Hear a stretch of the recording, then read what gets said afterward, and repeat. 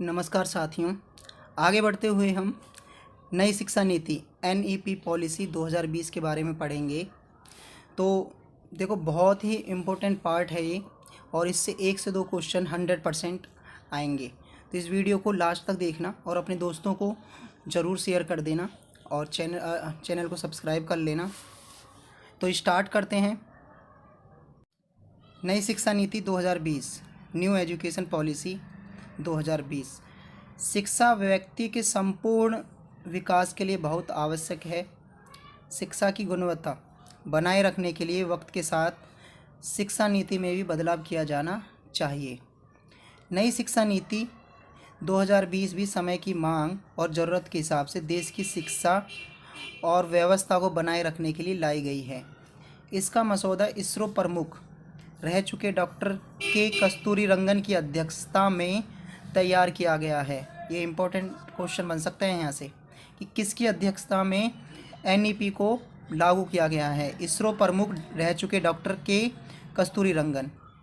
आगे है, नई शिक्षा नीति 2020 के घोषणा के साथ ही मानव संसाधन मंत्रालय का नाम बदलकर शिक्षा मंत्रालय कर दिया गया है। इस नीति द्वारा देश में स्कूल और उच्च शिक्षा में परिवर्तनकारी सुधारों की अपेक्षा की गई है।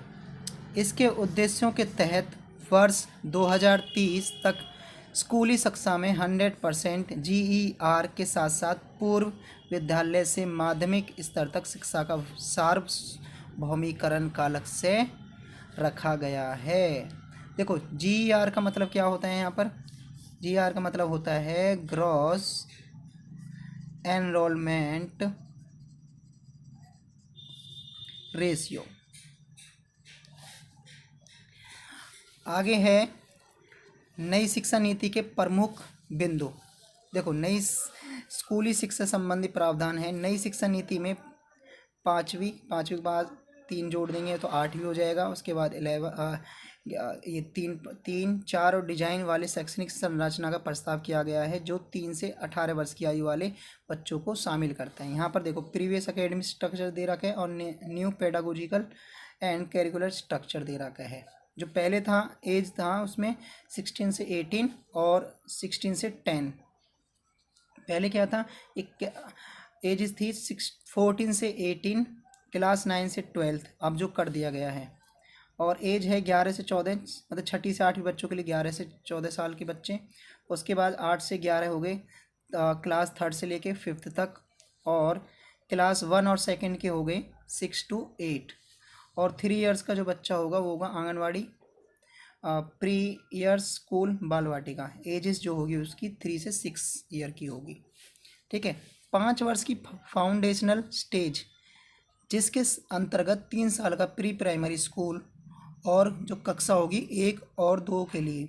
3 वर्ष का प्रीपेटरी स्टेज, कक्षा 3 से 5वीं के लिए। 3 वर्ष का मध्य होगा या उच्च प्राथमिक कक्षा वर्ग 6, 7 और 8 के लिए। 4 वर्ष का उच्च या माध्यमिक चरण होगा वर्ग 9, 10, 11 और 12 के लिए। नेशनल एजुकेशन पॉलिसी 2020 के तहत NHRO, देखो यहाँ पर NHRO की फुल फॉर्म है नेशनल ह्यूमन राइट ऑर्गेनाइजेशन। ठीक है। तो NHRO द्वारा बुनियादी साक्षरता और संख्यात्मक ज्ञान पर एक राष्ट्रीय mission, national mission on foundation literacy and numeracy की स्थापना का प्रस्ताव किया गया है। इसके द्वारा वर्ष 2025 तक कक्षा 3 स्तर तक के बच्चों के लिए आधारभूत कौशल सुनिश्चित किया जाएगा। आगे है हमारा उच्च शिक्षा से संबंधित प्रावधान। नेशनल न्यू एजुकेशन पॉलिसी 2020 के तहत उच्च शिक्षण संस्थानों में स्कल्स नामांकन अनुपात, ग्रॉस एनरोलमेंट रेशियो को 26.3% से वर्ष 2018 से बढ़ाकर 50% तक करने का लक्ष्य रखा गया है। इसके साथ ही देश के उच्च शिक्षण संस्थानों में 3.5 करोड़ नई सीटों को जोड़ा जाएगा। NEP 2020 के तहत स्नातक पाठ्यक्रम में मल्टीपल एंट्री एंड एग्जिट व्यवस्था को अपनाया गया है। इसके तहत 3 और 4 वर्ष के स्नातक कार्यक्रम में छात्र कई स्तरों को पर पाठ्यक्रम को छोड़ सकेंगे और उन्हें उसी के अनुरूप डिग्री या प्रमाण पत्र प्रदान किया जाएगा। 1 वर्ष के बाद प्रमाण पत्र, 2 वर्ष के बाद एडवांस डिप्लोमा, 3 वर्ष के बाद स्नातक की डिग्री और 4 वर्ष के बाद शोध के साथ स्नातक।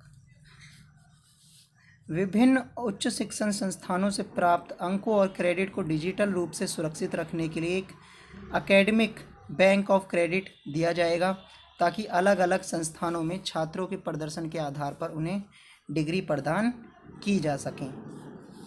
नई शिक्षा नीति के तहत एमफिल कार्यक्रम को समाप्त कर दिया जाएगा। देखो इम्पोर्टेंट क्वेश्चन बन सकता है यहाँ पर, ठीक है, कि एमफिल कार्यक्रम को किसके तहत समाप्त कर दिया गया है। नई शिक्षा नीति के तहत एमफिल को समाप्त कर दिया गया है।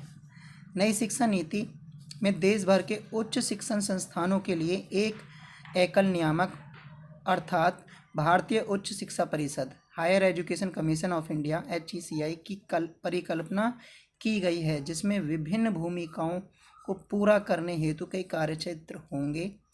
भारतीय उच्च शिक्षा आयोग चिकित्सा एवं कानूनी शिक्षा को छोड़कर पूरे उच्च शिक्षा क्षेत्र के लिए एक एकल निकाय सिंगल अम्ब्रेला बॉडी के रूप में कार्य करेगा। HECI के कार्यों के प्रभावी निष्पादन हेतु 4 निकाय हैं। राष्ट्रीय उच्चतर शिक्षा नियामकीय परिषद national higher education regulatory counselling NHERC, यह शिक्षक शिक्षा सहित उच्च शिक्षा क्षेत्र के लिए एक नियामक का कार्य करेगा।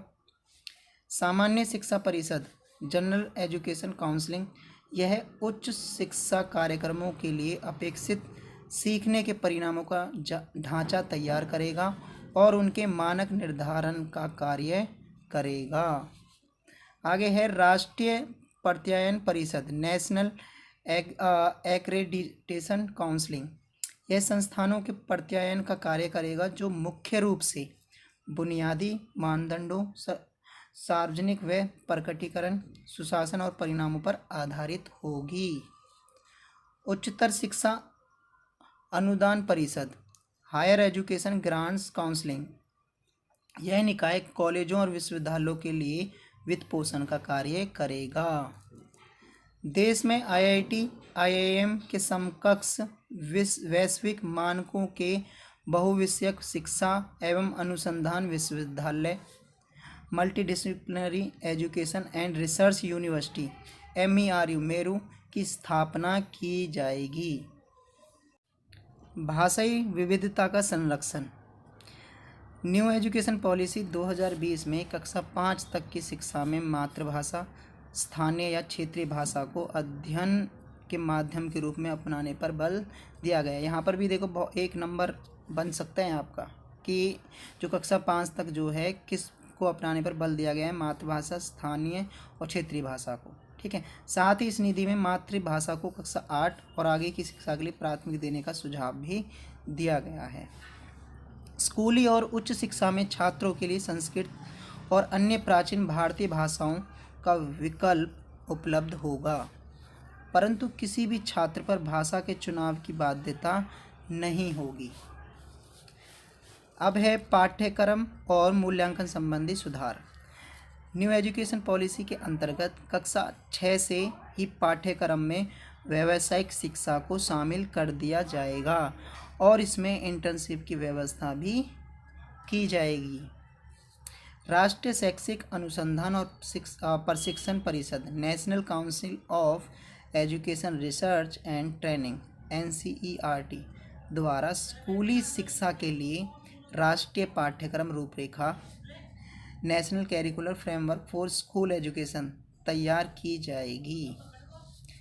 छात्रों के समग्र विकास के लिए, समग्र मतलब संपूर्ण विकास के लिए, जिसमें शारीरिक, मानसिक, संवेगात्मक सारे विकास आ जाते हैं, के लक्ष्य को ध्यान में रखते हुए कक्षा 10वीं, कक्षा 12वीं की परीक्षाओं में बदलाव किया जाएगा। इसमें भविष्य में सेमेस्टर और बहुविकल्पीय प्रश्न आदि जैसे सुधारों को शामिल किया जा सकता है। आगे है नई शिक्षा नीति 2020 के अंतर्गत छात्रों का मूल्यांकन अब नए तरीके से किया जाएगा। किसी भी छात्र को फाइनल रिपोर्ट कार्ड पर अंक देते हुए उसके ओवरऑल परफॉर्मेंस को देखा जाएगा, जैसे व्यवहारिक, एक्स्ट्रा करिकुलम गतिविधि और मानसिक क्षमता इत्यादि। मतलब कि उसमें जो पूरे साल का जो है, पूरे साल का की एक्टिविटी वगैरह, जो उसका बिहेवियर हो गया, उसकी साल भर की एक्टिविटी वगैरह जो हैं, उन सब के आधार पर उसके नंबर जोड़े जाएंगे। आगे अब है रिपोर्ट कार्ड 360 डिग्री मूल्यांकन के आधार पर बनेगा, जिसमें विषय पढ़ाने वाले अध्यापक के साथ साथ छात्र अपना और अपने सहपाठियों का विश्लेषण कर खुद को और सहपाठियों को भी अंक देंगे। छात्रों की प्रगति के मूल्यांकन के लिए मानक निर्धारक निकाय के रूप में परख नामक एक नए राष्ट्रीय आकलन केंद्र की स्थापना की जाएगी। ये देखो एक इम्पोर्टेंट क्वेश्चन बन सकता है कि छात्रों की प्रगति के मूल्यांकन के लिए मानक निर्धारित निकाय के रूप में एक नए राष्ट्रीय आकलन केंद्र की स्थापना की जाएगी। उसका नाम क्या है? तो क्या है उसका नाम? परख नामक एक नए ऐप जो है। आगे है छात्रों की प्रगति के मूल्यांकन और छात्रों को अपने भविष्य से जुड़े निर्णय लेने में सहायता प्रदान करने के लिए कृत्रिम बुद्धिमत्ता आधारित सॉफ्टवेयर का प्रयोग किया जाएगा। Thank you everyone. वीडियो अच्छे लगे तो अपने दोस्तों को शेयर ज़रूर करें। बहुत ही इम्पोर्टेंट पार्ट है ये न्यू एजुकेशन पॉलिसी, और इससे 1 से 2 क्वेश्चन आने की बहुत उम्मीद है। तो इस वीडियो को अच्छे से देखें और समझें।